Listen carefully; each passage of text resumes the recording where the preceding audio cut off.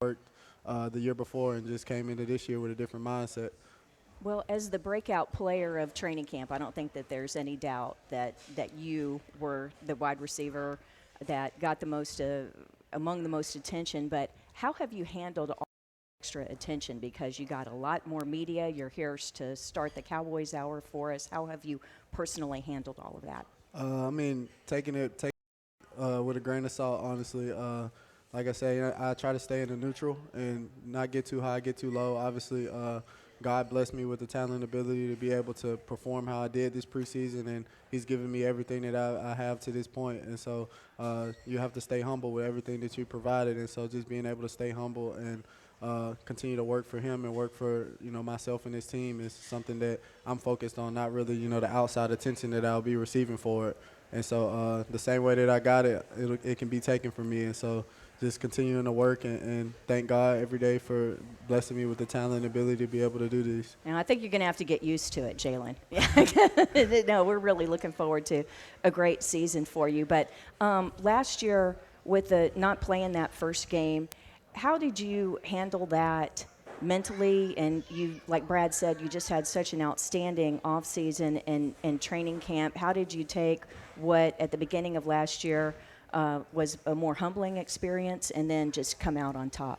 Yeah, no, it definitely was a humbling experience. I went from being, that guy in college to coming here and not being able to dress for my first, for our first NFL game. And so I think it didn't hit me until later, a couple weeks after, just because I in my head I felt like it was like, okay, well maybe I can do something more, after this week and next week of practice to put myself in a different position, but it wasn't that case. And so honestly, it was hard. It was a lot of emotions that I had to deal with, and I got down on myself a lot.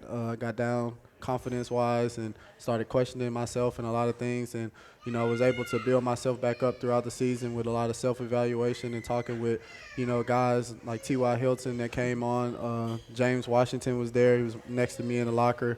Just talked with him. And obviously, MG and Dak and CD played a lot in helping me grow and process, what was going on.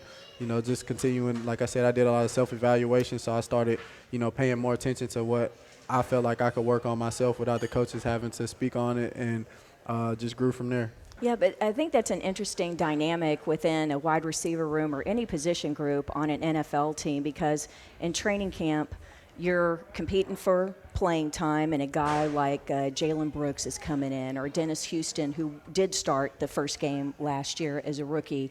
And so you're competing, but yet you're cooperating because your teammates and you want what's best for the team. So how within the wide receiver room do you balance that competition and cooperation? I mean, honestly, it's hard, but it's one of those deals where, I will never wish down on anybody. I will never, not want one of my brothers to succeed. And so having Dennis be able to be the one that started last year and, he came in undrafted was special. He started his path a different way than I started mine. And we all have our path. We all have different things that we deal with in life and deal with on and off the field. And so you can't compare yourself to other people's successes. And so I knew that. And, like I said, I got more down on myself and not mad at, the situation. It was more just about myself. I require more out of myself, and I'm hard on myself. And so it was more about me. It wasn't about the other people around me that were doing the things that I knew that I could do or wanted to do. It was just about supporting them as hard and much as I could until my opportunity came, and just continuing to grow from that. We're on the Cowboys Hour, the first Cowboys Hour of the season, and we are at Cane Rosso in the Star District, and the Cowboys receiver Jalen Tolbert is our special guest this week. Back before talking about mental health was something that people were very much willing to do. Long before that, you're a baseball guy. One of my favorite quotes in sports is Yogi Berra, the great Yankee star, who said, or at least he's alleged to have said, 90% of this game is 50% mental. And this is the part of it that I would think people forget about. Last year, it wasn't just that you didn't play well. You got hurt real early in training camp, like day 2? Yeah. OTAs, I tweaked it, and in training camp I kind of did it Hamstring? again. Yeah, my hamstring. Okay, so it happened in OTAs, it lingered all through the spring, so you virtually didn't really have a spring. I look at a little bit what Luke Schoonmaker has been going through, and we can talk about that later, but he didn't have OTAs. And so you didn't have that last year, and you did not get on the field during preseason either, as I recall, did you? No, I did. I played to a certain extent. I played more like first half, but it was still, I was still in my head about I could still feel a little bit of, what I was feeling early on, and it was one of those things that I knew I had to play. I knew that I had to do what I had to do to be out there, and so I was just trying to do what I could. So this is so multi-layered, and I love these conversations. There's a difference, especially at this level of competition, between being injured and hurt. Right? You have to play hurt in the NFL. You just do. Yeah, for sure. Being injured is bad for your health and bad for your long-term longevity, right? So what you had last summer, were you hurt or were you injured? I was hurt. I hurt my hamstring. I pulled it, and then Maya came back too fast. Who knows? And like I said, it's definitely not an excuse for anything that happened or how it happened last year. But I was in my head about that. A hamstring injury is something that I think, like you said, is very mental because your body feels like it's good, but you can still feel, achiness or whatever you felt kind of before is obviously not as bad as it was when you first did it, but you can still, it's there. And so, I had that in the back of my head as well, and then obviously on top of that, thinking about everything that I had to think about on the field was, I was doing a lot of thinking for, instead of just playing. And so it was one of those deals where, like I said, I wasn't playing as fast as I should have been playing. And I love it in football. The personnel people and coaches always say they want smart players, and then they don't want them to think because you have to just react, right? You just have to play. So at what point did you talk to Michael Gallup about this last year? Everybody can see what he's like now, saw what he was like before he got hurt. That's not who he was last year. He didn't trust his knee yet. He wasn't all the way back. You kind of shared that, didn't you? Not really trusting an important part of your body, important part of your game? Yeah, and obviously his is way, way, way more than mine. But, I did talk with MG a lot last year, even from the situation of me not playing as much as I wanted to or, and obviously I practice with these guys and talk with them and build bonds with them throughout the year. And so MG was one of the guys that I talked with a lot, and he told me kind of how his situation played out and, what he was going through, obviously, with his knee. And after the season, we just continued to – I stayed up here and worked, and we continued to grow kind of together. And, we went and ate together, went and got crawfish and, just did some stuff that, obviously continued to build that bond with the guys on the team. And so having MG to talk to, obviously, as he was going through something like he was big for me as well. Is crawfish better for a hamstring or an ACL? I'm not sure which one. No, crawfish the best though. I'm not sure which one it helps the most. I'm guessing the regular season started and you're trying to tell yourself, I know it doesn't feel right, but we can do this. We can play with this. And they were seeing something different, which is why you didn't dress. And that had to. At what point did you then say, "I've got to approach this differently"?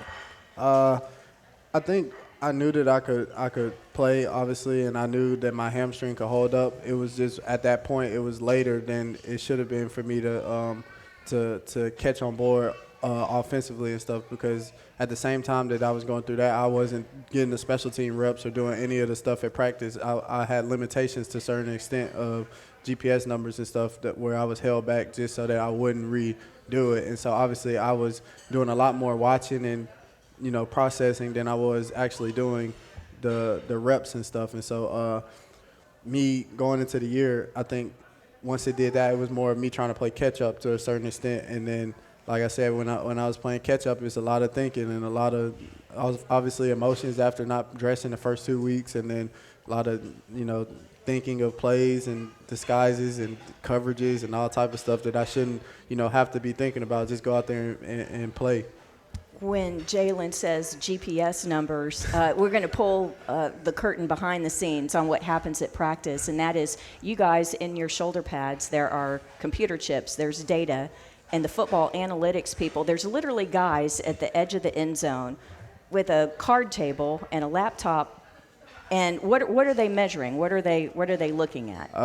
It's a handful of things. I think it's foot speed, acceleration, miles, how many, how far you run, how much you run, the load that you have, and so obviously coach and them were monitoring me, and I'm appreciative of it. Like I said, I don't regret anything that happened last year because it made me stronger and better on and off the field. But coach and them were monitoring me, and once I hit a certain mark on the GPS number. I actually had talked with him at one point. He was like, you put your cleats in the ground pretty good, so my numbers, can get high. And he didn't know how much that I could handle outside of, obviously my injury that I had. And so once I got close to that mark or whatever, sometimes I would come to practice and it'd be like, you're 25% less reps today. You're in GPS probation. And, GPS probation. and that's just, I get GPS probation, and the next day I can go out and do it. And so, like I said, it was some days where I did a lot of, just standing and watching. And obviously, when you're watching and not being able to do, it's harder. I mean, it looks good on paper, but then when you're watching it flow and run in front of you, it's kind of, you got to pick up fast. And so, like I said, it was just last year I did a lot of thinking that I shouldn't have had to do. Tom Landry and Vince Lombardi are turning over in their graves right now, thinking about players being on GPS probation. It's not the same game, even though it's very much the same game.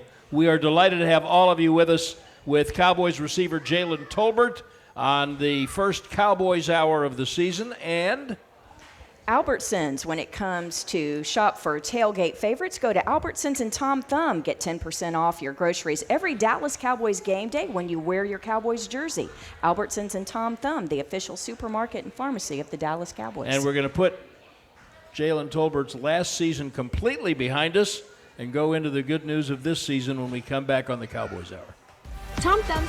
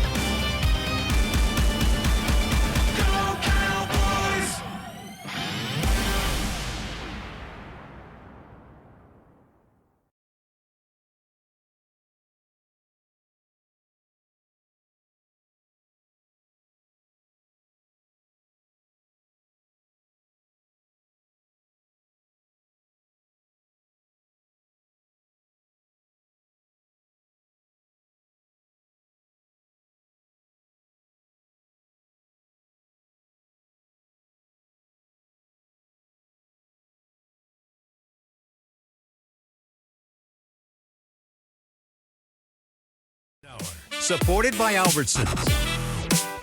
Welcome back. We're at Cane Rosso in the Star District for this first Cowboys Hour of the season. We'll be here for the first 4 shows of the year, so you can count on being back with us next week. I'm Brad Sham with Kristi Scales.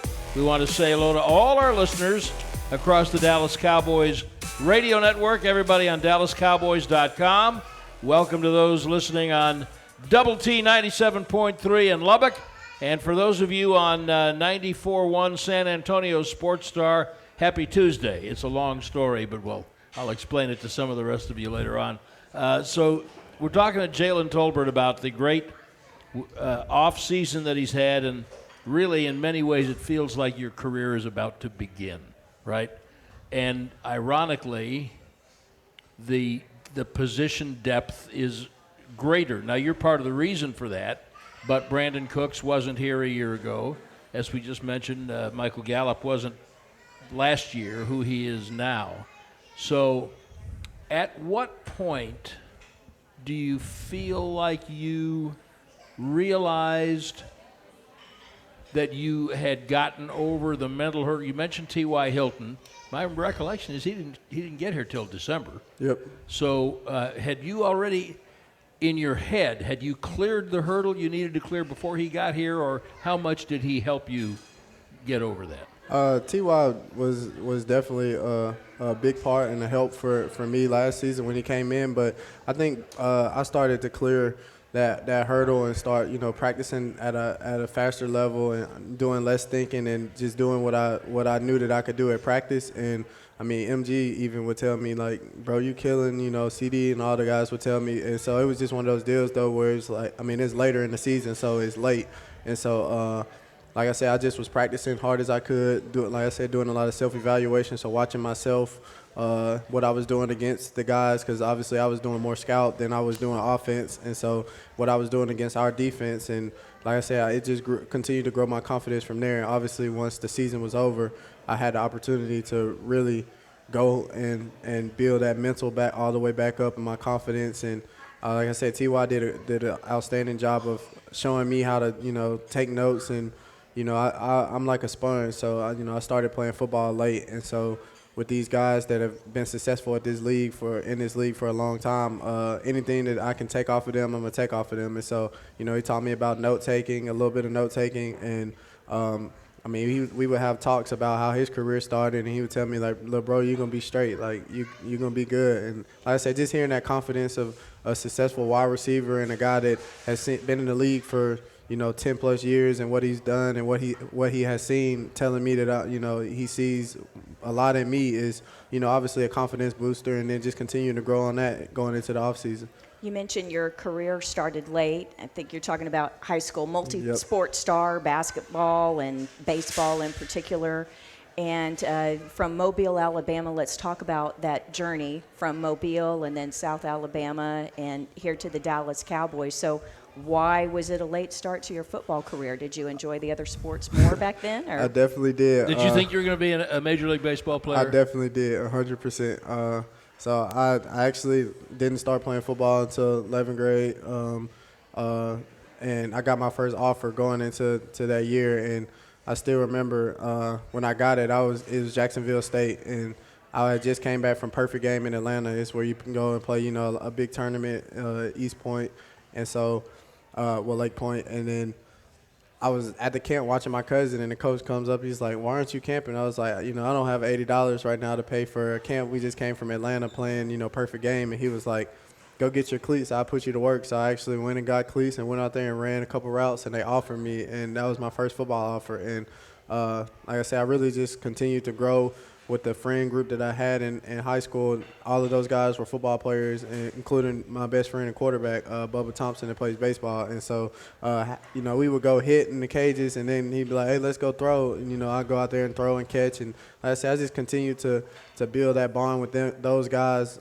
to a deeper level with football. And so I just kept going and started playing, and, it was fun, and started, falling in love with the competitive mindset that you had to have to play the game of football. And so just continued to grow upon it and get good as I could going into, my freshman year at South. And then obviously I went to South my freshman year, had an injury, it sat me down. And so after that injury, I came back, and it was one of those deals where it was one of the confidence things as well. You know, I came back from a knee injury, and, you know, similar. It wasn't ACL or anything, but had some cartilage that chipped, and they had to fix it. And so that mental side of an injury is real. And so being able to conquer that and go and build on my career that I had there was special for me as well. And it kind of started similar to, you know, here. I didn't get much my freshman year, and then after that it just, you know, started rising and continued to grow from there. And like I said, I'm still learning the game to this day. Yeah, but South Alabama was not your original option. Because Jacksonville State, they were going to let you play baseball? Yeah, Jacksonville State. And star? I actually, other people don't know this, I actually committed to Michigan State. And then the day before signing, or the day of signing day that morning, I called Coach D'Antonio. I was going to actually play baseball and football at Michigan State. And I called Coach D'Antonio that morning and told him that I was going to flip and stay home at South and play both sports. And so that was my goal of going to South Alabama. Wait, what changed your mind from going to Michigan State? Did you check the weather when they're playing baseball? No, I didn't. But Coach D'Antonio was kind of iffy about me playing baseball. It was one of those deals where he gave me the option of like, hey, you know, it depends on how you're doing with football. And I had, you know, some people that were telling me don't stop playing baseball. You have an opportunity to get drafted and do, you know, certain things. And so I actually did a couple pre-draft workouts out of high school to go into the draft. So I entered it out of high school, and, you know, had an assistant that, you know, in baseball out of high school you don't get agents, you get assistants. And so he was, you know, helping me, and I, you know, went to Atlanta and did some stuff for actually the Rangers as well. And so having that in my head was, you know, obviously, like, if I go there and play football and, you know, who knows how it will go, and I'm not able to play baseball, then I'm selling myself short. And so I decided to stay home where they obviously is home. My parents could go to every home game, have a home-based support, and then able to play both sports, and whichever one was giving me the most benefit, taking and run with it. And so that's how I decided to go to South Alabama. Yeah, but I heard Rangers in there, so we've seen how they've played the last couple of weeks. I mean, you know, Brad's tight with the Rangers, and maybe Chris Young, the GM, we can give a call there. So what position? Well, I played the outfield. You were an there you go, outfielder. yeah. I bet you had a gun. You could just I could run in an outfield. I could throw it five-tool pretty player. good. Yeah. Well, you mentioned Bubba Thompson. Of course, he's in the Rangers system. He had what in baseball they call a cup of coffee with them last year, and I know you stay in very close touch with him. How has he handled the uncertainty of major leagues, minor leagues, and how has his experience in baseball helped you with your young journey in the NFL? I think it's one of those things where we work hand in hand off of each other. Obviously, that's my best friend, and we talk every single day. I was on FaceTime with him earlier today. And so, obviously, knowing his situation and how it was going, and obviously he know my situation. And so just being able to have somebody that actually is in the professional sport world and understands, you know, the work that you put in, and obviously you might not get the benefit or the you know, attention for it right now, but just continuing to keep doing it, and just having that guy that you can talk to outside of your sport about, you know, like I said, he'll talk to me about where his hands are when he's batting, and he might want to put them higher or lower, and I'll talk to him about, you know, route running or something, and just having that close friend that you can, you know, talk with. And like I said, our situations weren't the same, but they were similar to a certain extent, and so having him to talk with and get over the mental humps as well is big for me. So if you're an NFL player and you're mostly on the bench, you're still making a pretty good living, even at a rookie minimum. If you're a minor league baseball player on a minor league contract, you're not making that kind of living. No, for and sure. You're riding buses, and you're not staying in the same kind of hotels and everything else.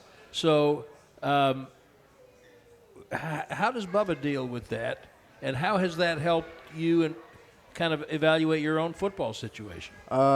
Obviously, it's a blessing to be in both of our situations, and I think Bubba and I both know that it's beauty in a journey. And so if you're not where you want to be right now, you keep working until you get there. And so he's not going to harp on, you know, the money that he was making in minor league. He's blessed to be, you know, in AAA. He could be in single A. He could be not playing. He could be anywhere else doing anything else. And so take what you have at the moment, and like I said, when it's your time, it's going to happen. And so just continuing to, I think we both understand that. And like I said, it's beauty in the journey. So his journey, obviously is not over, and he will continue to work for, what he will earn. So here's the real question. Would you rather catch the winning touchdown pass in the Super Bowl or drive in the winning run in the 7th game of the World Series? I think I would rather drive in the winning run in the World Series just because that's outside of my sport, and so I'll be a dual sport athlete at that point. Jalen, your paycheck is paid by Jerry Jones. Yeah, that's so we're going to give you a second pass on this question. Would you rather catch the winning? Nah, but I touchdown? definitely would rather do both. But if, like I said, if I'm able to, obviously if I'm able to have a good career right now in the NFL, and then that happens, I will be doing something good at both sports. Deion Sanders did it. Bo Jackson did it. Guys have done it. We are on the Cowboys Hour with the Cowboys' Jalen Tolbert at Cane Rosso in the Star District, and we'll be right back.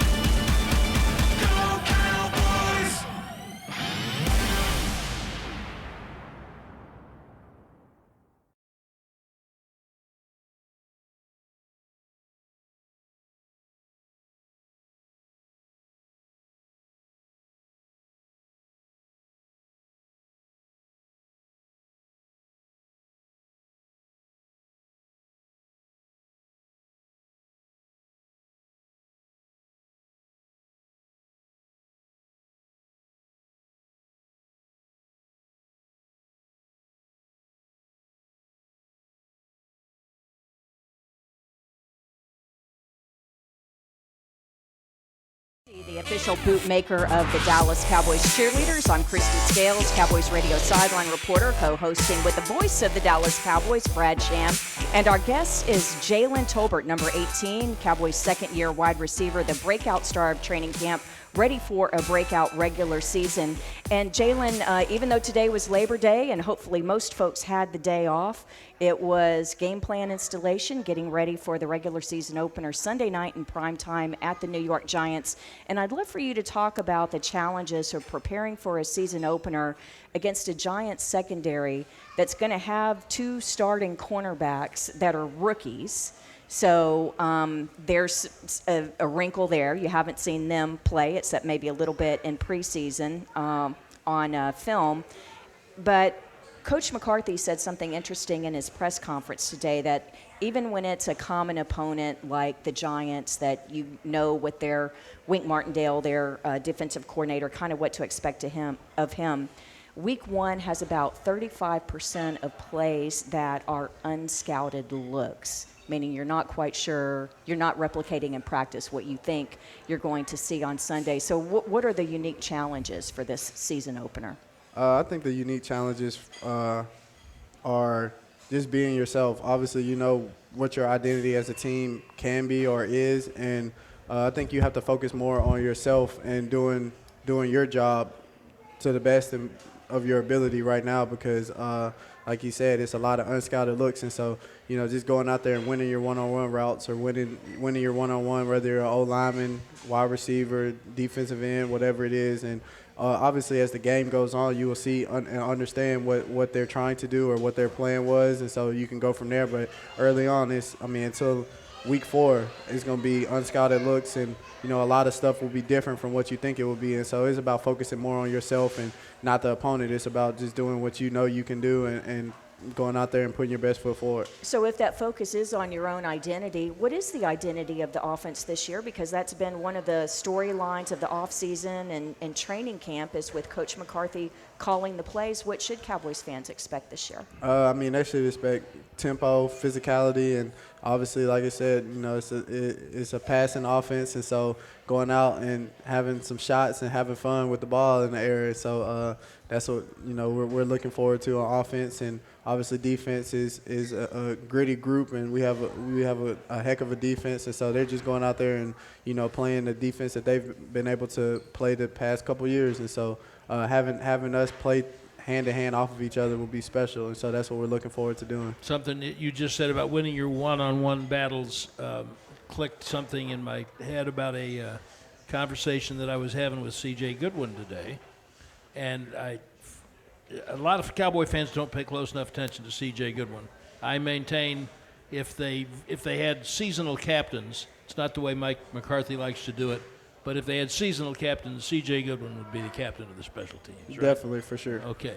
So he said, well, first, hold on to what he said. You mentioned special teams a little bit ago, and you didn't really have a chance to even do that last year. I'm guessing at South Alabama, you didn't play a whole lot of special teams, did you, when you were setting all the receiving records? No, I never played a snap. I caught punts 2 times, or for one game, and 1.5 of another just for safe punt. I was told to not return it, just give us the ball back. And so that was my special team experience in college. And so coming here and learning the special teams was new for me as well. So let's talk about special teams for a minute, because you're going to be playing teams this year, except that there's not much kickoff.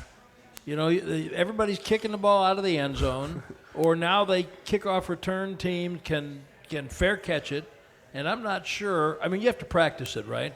But I'm not sure how much you really get to do on the kickoff team. So tell me about that first, and then let's talk about how really punt and punt return, that's the meat and potatoes of the special teams now, right? Yeah, for sure. Obviously, kickoff, like you said, usually if you're indoors, for sure, the ball will probably get kicked out of the end zone, and depending on the weather and wind and where you're playing at, the ball might die, and so you might have an opportunity to put some in play or be able to make tackles. And so one thing that Bones expresses to us and stands strongly on is just run. So, like, you never know what a team might have or their idea of, maybe we're going to want to return to this game, so just run. And obviously kickoff is majority one-on-one battles as well. So just run, use your speed, use your physicality, and if they bring the ball out, then make a play. And so we have the same mindset whether we're inside or outside. So mean, it's one of those deals where it's just like you never know what can happen, so be ready so that if it does happen that you're not caught off guard where it's like, oh, I thought he was going to fair catch it or I thought it was going out of the end zone. Like, you just race down there and run full speed, and if they blow it off, then see who gets to the end zone first. And it's funny you mentioned CJ. Me and him raced to the end zone on kickoff a couple times in preseason. You know, he's smoky, so he beat me. But I mean, he's 10 years in the league. He still runs pretty good. Yeah, really for does. sure. And so, but obviously, like you said, punt and punt return will be our bread and butter. And so having those two phases of special teams clicking on all cylinders will be special for us because obviously we have, you know, Terp as a returner and he can do anything with the ball in his hands. And then obviously we have Banger that can punt the ball, you know, like no other. And so being able to down the ball deep in enemy territory and then being able to return it out of there will be special for our offense and defense. Banger, I had to stop for a minute. That's Brian Anger. Yeah. That's B. Yeah. Anger. CJ said something to me that I think I'd heard him say before, but I'd love to have your thoughts about it. Now, CJ Goodwin was a cornerback by trade. He came in the league as a cornerback, and he's been here 6 years now. Somewhere along the line, he just developed into such a good special teams player that it really, unless he was going to be an all-pro corner, it didn't matter. They needed him too much on teams, and that's where he is now. So I consider him a kind of an expert, and when he talks, I listen. And he said something that really intrigued me. He said, special teams is the purest part of football, especially in the NFL, because you can't scheme it like you do. You can scheme, but things happen, like you said, they break down. He said, that's all about want to on special teams. Would you're nodding your head yes. Would you elaborate on that a little bit? Yeah, no, I mean, obviously stuff never goes the way that you want it to go. I mean, the wind can kick the ball down and it, you know, returner can muff it. You can get viced out of bounds by the two zeros on the outside of gunner. You could slip running down, you know, anything can happen on special teams. And it's one of those deals where it's no plays on special teams. It's just, you know, go and attack. Like if you're a gunner, it's not a play where it's like run to the hash and then run back out this way and then turn this way. Like, I mean, it's get down there fast as you can and make a play. Kickoff return, they tell you who to block and you block him. It's one-on-ones all over the field. There's never, you know, it's never real plays or schemes that you really draw up. And so I think, you know, what he said is true. You just go out there and you just play, and it's one of those deals where you can really slow the game down for yourself by special teams by just going out there and playing. It's not a lot to think about. It's not a lot to really worry about, but making the play and doing your 111.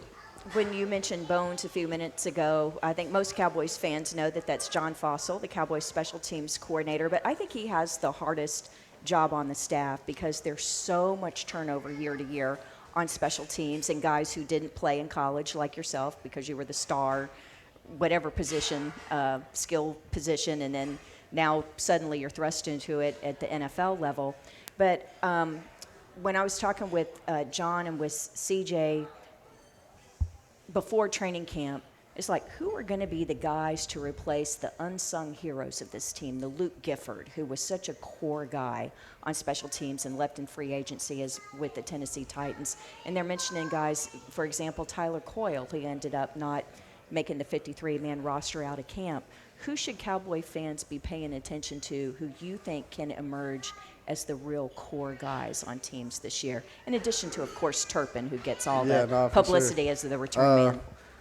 Wanye Thomas, for sure, is a big special guy. Even last year, obviously, he didn't make the team and was a practice squad player. And, I mean, that guy practices hard, plays hard, runs fast, does everything that's asked of him. So, Wanye is going to be a special player on special teams and in the safety position or whatever is really asked of him as well. And then I think Devin Harper is another one. He didn't get a lot of playing time last year as well, but obviously he's probably most likely had a lot of special teams reps in college, and then once he got here, he played special teams early on until he was injured. And so the work that he's put in on all four phases this year has been special to see. And I think Israel is another guy that will be a good special teams guy to have on all cylinders. And so those three guys are guys that stand out to you as teammates that you watch how they practice and watch how they move on special teams, especially me being a young guy, you'll look for these guys to see, like, okay, I see how he's doing it.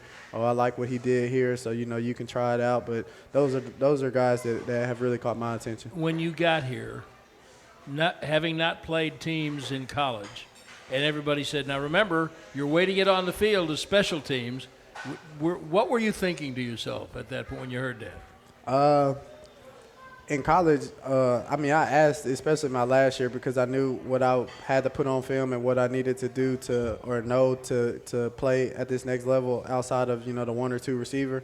But it was just something that they weren't not going to let happen. And so I really got here, and I was in every meeting. And like I said, I asked questions. I was around, and it was one of those deals where I had to learn, the ins and outs of every position and where you go and what's asked of that position, and just continue to watch. It was a lot of watching and learning and asking questions. And so when I first got here, it was a lot to pick up as well on special teams, just because I've never, ever done it before. And so me going out there and just, trying to play was also one of the hard things for me to do on special team, because like we talked about, special teams is something that you shouldn't think on. But if you've never done it before and you're not really sure what you're doing, it is easy to think of things that you should be doing, or did you do this, or what could happen. And so like I said, I went through that as well last year playing special teams when I did get the opportunity to play. The Cowboys Hour is proudly supported by Papa John's. Better ingredients, better pizza. Papa John's, the official pizza of the Dallas Cowboys. We are at Cane Rosso in the Star District with Jalen Tolbert of the Cowboys, and we'll be right back. If you've got a question for Jalen and you're driving around in your car, that's going to be tough to handle. But if you're here, hold your hand up and we'll get a microphone around to you. We'll be back with Jalen Tolbert in just a moment.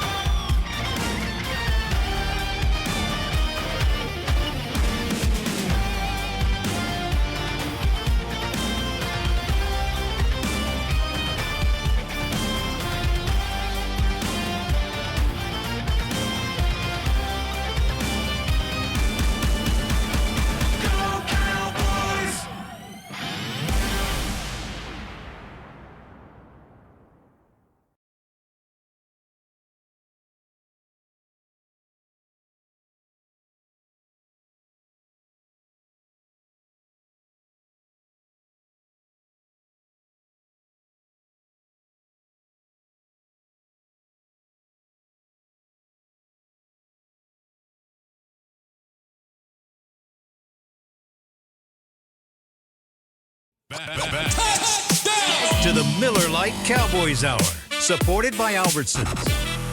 And welcome back to Cane Rosso in the Star District on the Cowboys Hour. First of the season. I'm Brad Sham with Kristi Scales from the Dallas Cowboys Radio Network and Cowboys receiver Jalen Tolbert. Before we take a question or two from our audience here at Cane Rosso this evening, I want to go back to, we talked about what T.Y. Hilton meant to you last year.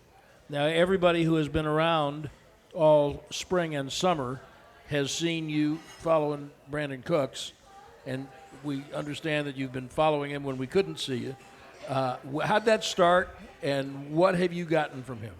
Yeah, it started. Obviously, I stayed here this off season and did a lot of training, and I took no trips. I was just straight, work and do it, find a way to get myself better every day. And I was in the facility, met him when he first got traded here, and heck of a dude. I met him. I heard a lot from him from my wide receiver coach, Robert Prince. He coached him in Houston and gave him my number. And from there, it was one of those deals where it slowly built into something special as far as a relationship and fellowship that we built together. And it was one of those like, hey, what do you eat around here? And then I told him, some spots that I like. And then we just continued to grow. Obviously, we went into OTAs and stuff. And we actually, from OTAs, he was asking me, because I think, like I said, I put a lot of work into this offseason, and so he could tell, how prepped and mentally I was on the playbook and where, I was moving around playing all 4 wide receiver positions. And so if he had questions or we were on the field at the same time, he would ask me early on and I would tell him. And so I think I built his trust in that way early on, where it was like, hey, remind me again what we have on this play, and then I'll tell him, that, and we go eat and sit down and talk, and we went at 8, and actually told him we actually went to D Lincoln. He was like, "Where do you want to eat?" And I was like, "Let's go to D Lincoln." It was either that or Cane Rosso. One or the other, right? Yeah, it's all here in the Star District. And we went there, and it was one of those deals where I told him, we talked about my last year's season, and I told him, how I went and how I felt I could grow from it and be better. And actually, one of the coaches that told me, Brandon Cooks, told him, he sees a lot in me, and I'm like him. And obviously I had practiced at that point. He was like, he has elite talent, and so I'm gonna take care of him. And so that he told the coaches he was gonna get me to come out to Oregon with him in the off season, and he kept his word. And from there, we just our bond and relationship has grown. So I went out to Oregon with him, and Dak and CD actually came out there as well, and we threw at Nike, and we just hung out, and had real fellowship out there. And like I said, I went across the globe and was with Brandon, who I just met, and like I said, heck of a dude, great leader, great human being, great husband, man. And so watching the way that he processes and works and thinks and processes, not only on the field but off the field as well, is big. And so having a veteran guy like that and mentor to follow after, that I've never really had in my career, with starting late and being at the school that I was at, I never really had somebody that was above me, that took me under their wing, or told me how you should be, or how to take care of your body, or how you should run this route or do anything. So having somebody like that is special in my early football career. I want people to pick up on something that I think I heard you say. I want to make sure I got it right. Coach Prince, who, as you mentioned, coached him in Houston, gave him your number. No, I gave it to him myself in the locker room. Okay, and then so after that, but Coach Prince had raved about the type of guy that he was, and was like this guy, like, he's not gonna be the type of guy that comes in and wants to step on toes and wants to think he's better than everybody. Like, he's a great guy, so pick his brain or whatever. And like I said, all you had to do is tell me once, and so gave him my number, and started picking his brain a little bit, and from there just continued to grow our relationship. And like I said, now, we talk every day, whether we're at the facility or not. Doesn't want to step on any toes. I thought NFL wide receivers were supposed to be divas, huh? No? No. It is interesting. How is the dynamic of the wide receiver room different this year?